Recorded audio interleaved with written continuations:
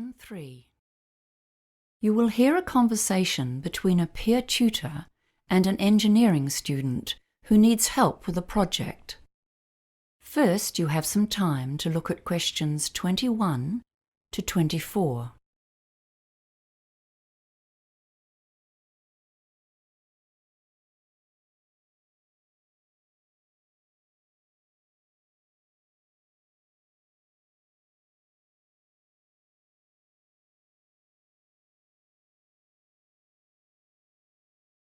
Now listen carefully and answer questions 21 to 24. Hi, John. Thanks for seeing me today. I'm really struggling with my project. I have to come up with a design for a water treatment system, and I'm really not sure what I'm expected to do. Well, as peer tutors, we've been taught to follow a process in these tutorials, okay?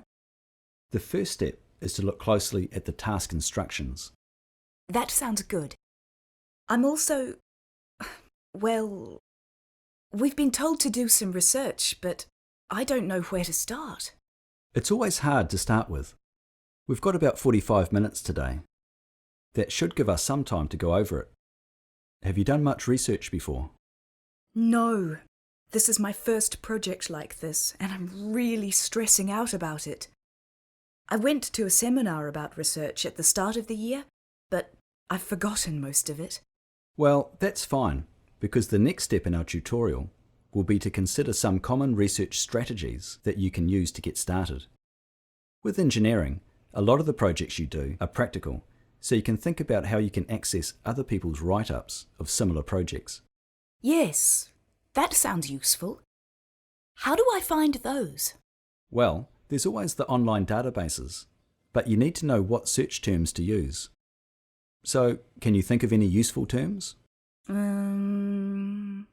Cameroon, I guess?